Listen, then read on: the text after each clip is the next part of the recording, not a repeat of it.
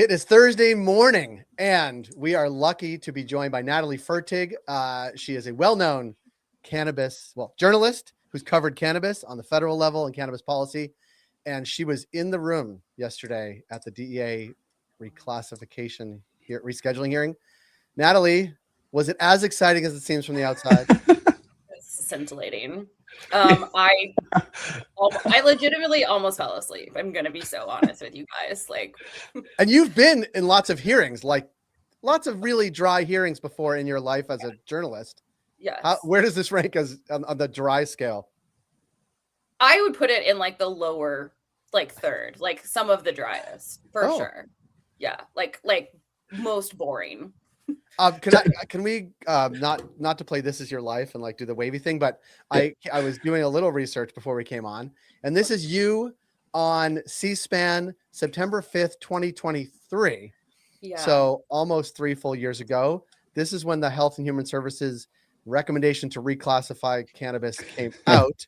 Yeah. I'm not going to say it's a full circle moment because nothing is done yet, but this is the pace of government inaction in space action. Right. Honestly, this is fast. Remember the Safe Banking Act? Yeah. Right. Yes. Well, we're getting that again, so we'll see what happens. I know. I got a text about that. They're like, "We're reintroducing," and I was like, "What? What are you reintroducing?" Oh, yeah. Okay. Did you think the text had been lost for 3 years? It finally hit your phone. I know. It just they're like, "I'm so sorry, I got lost on the way to your house." You better say time.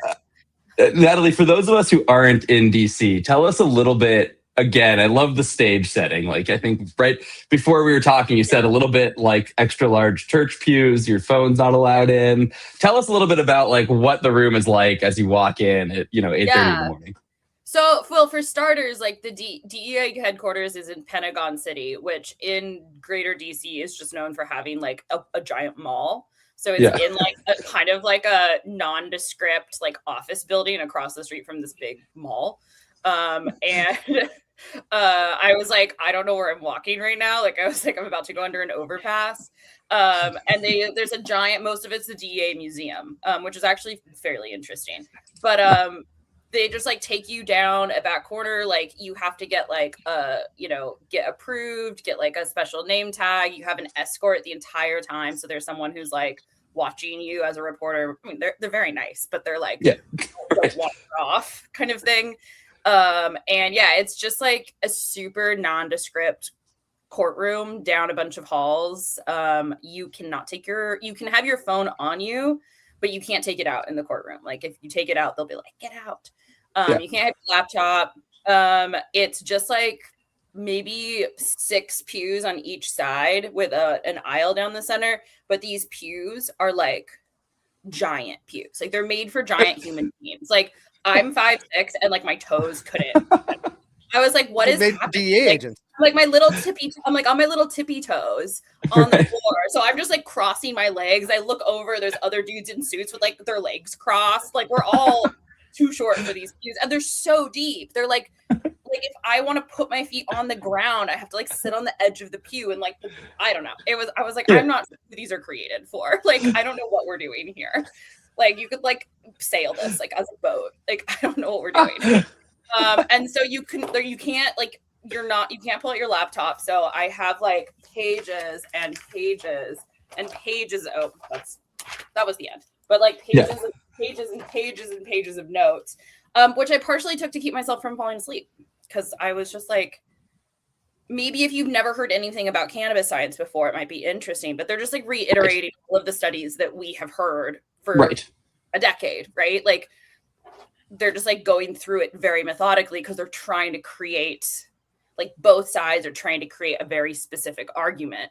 And so the anti side is very methodically going through every study and asking an expert about these studies and asking him about his information. And so it's a lot. It's reading a bibliography out loud.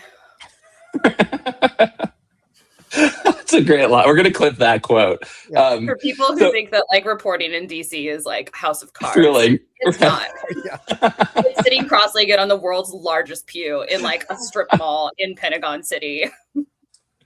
listening to someone read a bibliography.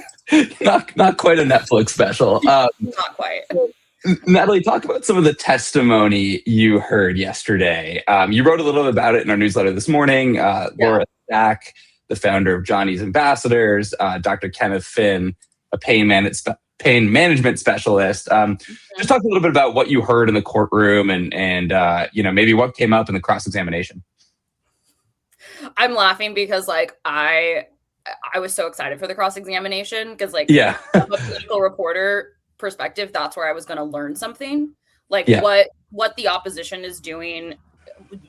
What they did was like a very well put together, like, let's display the potential harms of cannabis. And it was like, I was falling asleep, but it was like methodically very well done. Right. Sure. And I was like, I want to know how the DA is going to question this. Like, what are they going to, like, I'm as a reporter listening to things that have been brought up. I know the studies and the science. I'm thinking of questions I would ask in follow-up.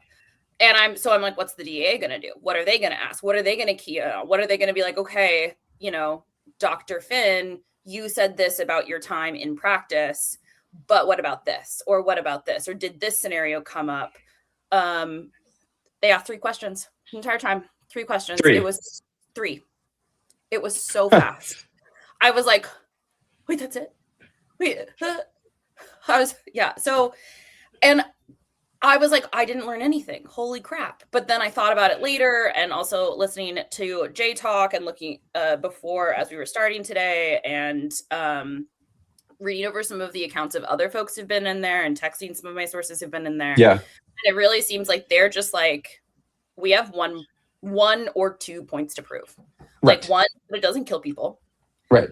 And 2, that there might be some medical use. And you can go, it was sort of like a mic drop in a way, because the opposition went on for 2.5, 3 hours trying to create this case that it's bad for people, that it has like severe medical, like that there are severe medical concerns for its use. And then the DEA was just like, has it killed anybody? Yeah. Right. And then has like, is there possibly medical use for it also? And they were like, yes. And the DEA was like, all right, sit down. Yeah. So that's the mic drop. Yeah. Yeah. And I was just like, what the hell just happened? Like, why did I take all those notes preparing to go back through all of this like medical material that the opposition showed? Like, why did I take all those detailed notes? Because the DEA obviously did not care about the details. Right. So, even as much as there are things on Schedule 3 that have medical use, of course, like, it doesn't mean they don't have negative consequences too.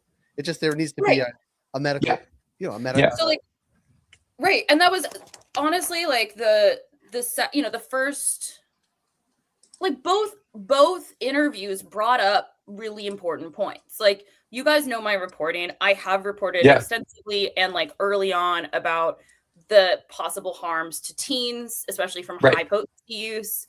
The second, the mom who testified second has a incredibly tragic, horrible, terrible story of a son who went through that, where he started using at 14. He was using dabs. Like, I'm not a doctor, but by her account, it very much sounds like he had a psychotic break. And he got that marijuana from a senior at his high school who was 18 and could get a medical card, right? Like, these are serious issues in the marijuana world. Like, it shouldn't be that easy to get for an 18-year-old to go out, get a medical card, and then go sell it at high school. To a 14-year-old, right. To a 14-year-old, right. But like, that isn't what's under discussion with the rescheduling conversation. Like, I'm not going to say, oh, rescheduling couldn't make it more available someday down the line. That's totally a possibility, but that's more hypothetical. The rescheduling conversation legally in this courtroom are the things that HHS has stated, are they true or not? And like, talking about the poor regulation in Colorado doesn't have a direct corollary to like the reasons that HHS has stated that they want to reschedule it. Right. If that makes sense. Both things can be true. It totally makes sense. Yeah. So DEA didn't even question her. They were like, we have no cross-examination. Yeah. You know, which also honestly, like the PR of cross-examining that woman after she had told her absolutely horrible story. Yeah. Right. I will say, let her be. Yeah. It sounds dry. It sounds boring. It sounds very methodical. And like the long first form, part, the woman was like, we were all like, oh my God. Yeah. But the long form version of the hearing is one thing, but like distilled down as you just did, not that there's moments of drama, but like there is friction obviously in the room, but it just takes a very long time to actually get to it. And it's more of a mic drop than a 4-hour cross-examination of a scientist who, Yeah. I mean, in so many ways, like the drama was that they barely asked any questions. Right. It just took a while of processing, because as a nerd, I was excited to hear what they had to say. I was pissed off. I was like, wait, no, ask questions. I love that. Yeah, it just took a minute to realize that was like what was going on. Yeah. Who else? Who else is in the room? I mean, we talked to someone in the room earlier, and a lot, like 3 tables full of lawyers, obviously. The judge, tons of lawyers. Yeah, I'm genuinely not completely sure. Like, there were a couple visitors who were there. They told me I couldn't interview anybody outside the courtroom, so I didn't really go up and ask people. Right. So I'm actually not. I'm sorry, I can't really tell you. No, but it's not. There was maybe like. No, there was like 10 people total in the audience. Yeah. Like there were far more lawyers on the other side of the barrier than there were people in the audience. I'm sure some of them were just staff from DEA. Right. Some of them didn't. A lot of them didn't go out when we went out. They weren't being escorted, so they definitely worked there. They might have just worked in different departments and were there to hear what was happening. They might have been government workers for other agencies as well. But yeah, I mean, most of the folks were, it was DUID who was, or no, it wasn't DUID. Sorry, DUID was yesterday. It was Dr. Kenneth Finn, but he was being questioned. The lawyers representing him also represent DUID. And actually, as I left, so it got done at 2:30, and I was like, that was a lot. I need to go shopping. Yeah. So luckily, I needed some shorts. It's not really exciting, but I was like, I'll go to the mall because it's here in DC. It's actually really difficult to find stores because we live in a city and they're all, if you want to go to Gap, you go there. If you want to go to Madewell, anyway, city life. So I went to the mall, and on the way to the mall, the lawyers for Finn were walking behind me talking about their strategy. So I walked slowly. And it was interesting. Well, it was interesting. And to be clear, I'm hearing part of a conversation. So I don't know all of the context, and then I don't know what they said later. But it was interesting because one of them was like, okay, so pretty much now it's we just wait for them to reschedule it. So it sounded like they were very much expecting that the DEA is through this process is not going to change its mind. Right. And then they were talking about strategy for what they did when that happened. And they were talking because it's, they're like us. I'm sure they were talking sort of about DUID because they were we should get testimonies ready. We should have folks, whose families have been through this. We should get that ready to go out for when the rescheduling announcement happens, for when the judge rules in favor of DEA. So that I thought that was interesting that and they weren't sad about it, right? They weren't oh man, that went so poorly. But they also weren't I think that was really good. I think Finn was good. I think we have a chance. That's not. They were this is, They're building a legal record to challenge the case once it happens, right? That's sort of the. And then the question for the industry and for sort of us to follow is, does that delay things? How long does it delay? What does it look like? What do the appeals look like? Yeah. And see. I wonder if, I know that part of when I was talking to folks, when they decided to do the administrative law judge process in the industry, who were no, this is good because that can help us keep a bigger legal battle from happening outside the DEA. Right. If a judge, if we sue them and a judge does the preliminary hearing for the suit and goes, you guys already dealt with this. Like, DEA already heard this. They might throw it out. I'm not a lawyer, but I remember that was like part of the argument from a lot of advocates, especially, who were like, no, let's like let this happen. Like, this is actually ultimately better for us. There's something you wrote in today's newsletter from, I believe it was Dr. Finn, where, you know, you said, or he said, you know, you paraphrased, you know, he acknowledged there's benefits to medical cannabis. He's a reasonable doctor, right? Yeah. And he said people would not stop breathing from cannabis use. Like, there may be, sure, second, third order effects, but to me, that's a very clear argument, right? Like, well, it was a weird interaction, actually, and that's why I said I'd talk about it. And thanks for bringing it up, because the first question that the DEA asked, and they were really asking it in like yes or no format, right? Or like yes or no, you know, people, like, you are not aware of a case in which someone has died from or stopped breathing from marijuana use. And Finn was like, yes and no. Yes to breathing, no to death.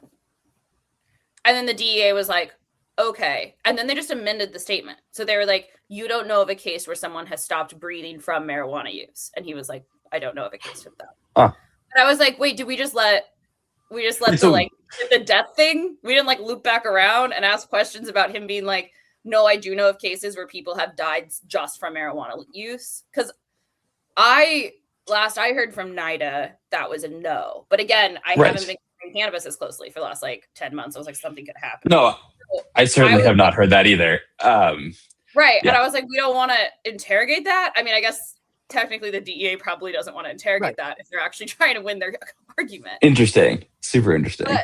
But I at least would have been like, do you mean from marijuana use, or do you mean marijuana use and then you got in a car accident, marijuana use, and then you got psychosis? Right. And something else, like, which is usually what people are talking about when they're like, my kid died from marijuana. It's like, my kid didn't just, it's not like alcohol poisoning. It's like, my kid had psychosis and committed suicide. My kid, and like the marijuana is like the element in there that makes that happen, but it's not alcohol poisoning. It's not a drug overdose. Right. That's where I was like, I don't know why the DEA just left that. But so like the record will state that this guy was like, no one stopped breathing, but only that, not no one has died. Interesting. Very, very strange interaction. Seems quite tactical. They did as part of the question of like, you have prescribed this. I'm trying to remember if it was the DEA asked this, or I think it might have been the cross-examination. So when the cross-examination, so like the DEA does cross-examination, and then the original lawyer comes up to like cross-examine the cross-examine. Mm-hmm. And the thing he went back to specifically was the question of whether or not Finn had prescribed marijuana in the past. And he like put dates around that. So Finn was like, yeah, it's been like a decade since I've prescribed marijuana. I would not prescribe it today. But then he asked if, like, is there any situation in which you would prescribe marijuana? And Finn said, if they can like put it through an FDA process and we know that it works, yes, I am open to prescribing it. If there's an approval, right? Like as it sits now, I am not. But if it became a medical product with like that has gone through an FDA study and been approved for use and has like actual dosing guidelines, then yeah. And so that I thought that was interesting as well. That came out in the follow-up. Let me ask you a question that I know a lot of journalists don't like getting asked. So I'll put you on the spot a little bit, but like, not that you know, but being in the room with these folks, can you speculate on, why Dr. Finn wants to be there, why the lawyers want to be there? Like, is this because they're just so against cannabis use, or could there be more going on here? Like, what do you think, just being in the room with these folks? Because I only see it through social media and press releases, so I just have no idea. Right. I mean, Dr. Finn, he's an expert, right? And experts generally tend to want to tell people what they know. Like that was the whole vibe I got from Finn, right? Is like he just was like, fair enough. Yeah. It was like when they were, because there's definitely some things that he answered that like would not necessarily specifically be good for his side, right? He was like, this is what I know. This is the truth. And he genuinely believes that, like, based on his experience as an expert in pain medicine who once prescribed people marijuana and did not see it work as well as he had been told it was going to work and saw more negative side effects than positive side effects, that it's not useful. So, like, if the government is trying to decide this, like, he's an expert. He's one of the top experts in the country on pain medicine. He was like the president of one of these medical associations on pain medicine at one point in time. So, like, it's like me. I'm an expert on cannabis policy. I'm like, yeah, I'll come tell you what I know. Right. You know, that was more the vibe that I got from him. Like, he has an obvious point of view, but he's not going to change the facts to only fit his point of view, if that makes sense. Yeah. No, it does make sense. Yeah. Laura, the mom, obviously had an incredibly tragic thing happen to her child, and she wants to make sure it doesn't happen to anybody else. That's why she was there. And then the lawyers, I mean, I don't know if they are personally like motivated or if they're lawyers who've been hired. Like, I don't know enough about those lawyers that, you know, they could just be there doing their job. It's not like going to this type of legal proceeding feels very different than going to a hearing on Capitol Hill. Because on Capitol Hill, everyone has like a stake, and most people are trying to make the facts fit their narrative.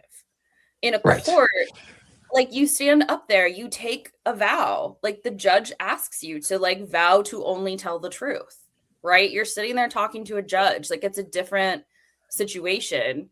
And you're being questioned by lawyers who obviously want to create they're creating an argument. But like, the thing that they did first with the doctor is, and like, this is the beginning of my notes, is they just ran through his CV, like, point by point. Like, I was like 20 minutes in and I'm hearing about this guy's like internship. Right? In like 1999 or something. Yeah. Like, it's like UT Houston, 1990 med school, interned at this like other medical hospital in another place, like licensed in Colorado in 1984, licensed in Utah in 1990, licensed in Arizona. And then like, I'm like, man, I literally have this guy's bio, because they're trying to deeply establish his credibility first, and then building on top of that. And it was like, they were like building a pyramid. Right, the opposition. It was very methodical. It was, I mean, they're lawyers, right? Like, it's a completely different situation than people coming in and testifying in Capitol Hill. Like, I've never seen anyone be that methodical about building an argument in any hearing on Capitol Hill. Yeah, because they're going to go back to it in the loss, like in any lawsuit, right? And that's sort of the thing. Now, I actually want to sort of zoom out, I guess. And I made this argument a couple of weeks ago that if you wanted to have a hearing that nobody was really paying attention to, you would do it around July 4th in DC. And like, no live streaming. What's that? No live streaming either, despite our best efforts. Like, nothing. And maybe it's coincidence because they needed to have a hearing within a certain amount of time. But like, what else is going on in DC right now? Like, there's not Congress isn't there. Like, pretty quiet time, eh? Bombing Iran, I think. Yeah, there is a lot of stuff going on. Yeah, I mean, Congress came back this week. Okay, I don't remember if it's both chambers or. But like around July 4th, is people jet out for a while. Yeah, no, everyone left last week. Yeah. No, Congress isn't in session. Yeah. But like, agencies don't work on the same schedule as Congress. Right. So, you know, I'm not sure exactly what the schedule is for. It was interesting because when I was there and I was talking to folks, they were like, sorry, it's just so hectic with all these people coming in and out. And I was like, all 30 of us? 30 people. And they were like, oh, this is really busy for us. Because ALJ hearings aren't common, right? So they're like, whoa, this is like hectic. Right. And of the ones that they do have, whatever they are, like maybe it's 10 times, like maybe 20 people is 10 times more than usual show up. Yeah, well, and also like this is probably the most famous ALJ hearing like that's happened. Like, most reporters aren't showing up for an ALJ hearing on like maltodextrin. I mean, that's not going to be Right. but you Get know the what I point. mean? Yeah. Like, right? Like it's weed. Like, and they said like a lot of reporters have been showing up, but they show up for like a day or two to get a sense of what's happening, and then they're like, "We're out." Yeah. It's like, yeah, I get it. Yeah, but it does. Just the way it's all rolled out is like if you don't have you in the room, or can talk to a lawyer who was there for one of their clients, like it's basically a sealed box until unless the transcript comes out, right? Like it's. Yep. I mean, that's how most of this stuff works. But we will know. I guess that's another question. Do you get a sense like it's supposed to be done? I guess on Tuesday, right, or Wednesday next week? Next week, the 15th, Wednesday. Yeah. And like, is it immediate or does the judge take time? Like, I guess. Do you have a sense? That I'm not sure. I would need to ask a few more folks. I don't know. I feel like, yeah, I'm not sure. Yeah. The judge seemed very by the book. Yeah. He was not as snarky as the previous judge, which I was I appreciated. Yeah, it was fun. Judge. There was sort of a really funny moment where one of not the lawyer, but like one of the guys that was sitting at the opposition table, who I think was like more like maybe like part of an organization, like was like, "Can I say something?" at the end. And he stood up and he was like, "I just want to ask, like, to the DEA, I want to ask that you guys like do the right thing." Like he was kind of giving a very like pointed, like, please don't reschedule marijuana. Please do the right thing. And the judge kind of was like, I was like, because it was like, it sort of didn't have like, it's not the words that he said. It just was like, suddenly this guy's like advocating in this court. And so it kind of was out of place, you know? Yeah. The judge was just like, it's funny. And then, like, I laughed. He made this kind of, it was like almost an eye roll. He was just like, okay, dude. Well, the other thing, like that's literally your advocacy won't do anything. Like, it wastes everybody's time. No one has asked us before. We must go back and change all of the regulate. Like, no, like. Well, the other interesting contextual point is that in the midst of this hearing, maybe I got the timing a little wrong, but like Virginia's about to. I mean, they've legalized cannabis, but they actually set the timeline to go live a year from now. So, like, as this hearing is taking place in Northern Virginia itself in the state house is now sort of set a timeline and put out. We'll be writing regulations and all that, but like it is interesting that these two things are happening in the same state at the same time. Yeah, a lot of symbolism. There's something going on. Yeah. It definitely is. Natalie, you'll be at the hearing next week. Is there anything anything exciting that you're expecting to see? Like what's on the docket for next week? I mean, I'm hoping to see really what the question is, like, does the DEA just do the same thing? Like, right. I'm trying to sort of get a picture of the DEA's approach and strategy here. Of like, how are they asking questions? Where are they, like, what questions are they asking? If I walk in and they do something completely different, then I'm like, okay, why? What's happening? But if I walk in and they kind of do the same thing, where they just like focus on these 2 or 3 very specific points, then we can very clearly see how they're treating this lawsuit, and they're not getting bogged down in like 1,000 details. They're not going through and like relitigating, a doctor's account of what he saw with patients and mental health. They're not relitigating a mother's story of her child having, psychosis from high potency cannabis use. So they're not trying to come in and say, no, it's completely safe for everybody and none of these things are true. Like, they're just trying to come in and say there is some accepted medical use and it doesn't kill anybody, which means it's not Schedule 1. Right. Simple. It's a simpler job for them. Yeah, it's a simpler job. Yeah. It is a much simpler job for them. And like, none of the testimony that I saw or heard yesterday, I think, made a significant dent in that case. I haven't been there for every single day, obviously. They had the benefit of being the cross-examiners. I think in the situation that they're in was good. I was not there for, when they brought in their their scientists to do their testimony, and I'm not sure if the cross-examination from the opposition was able to poke any holes in that. Obviously, none of this touched on the 5-step process that has come under a lot of scrutiny. Right. That I know is also part of the reason we're having the ALJ hearing. So I'm not sure what the arguments have been over that. I think that's another, obviously important point that could not disprove the validity of the points that HHS has made, but could disprove the way that they went about making those points and maybe send them back. But that didn't come up in the hearing I was at, so I'm not really sure where that is and where the arguments are on that. But this has been fun. This is probably more fun. Talking about the hearing, definitely more fun than being in the hearing. Definitely. I agree. Exponentially. Yeah. Well, we appreciate the work and appreciate the reporting back.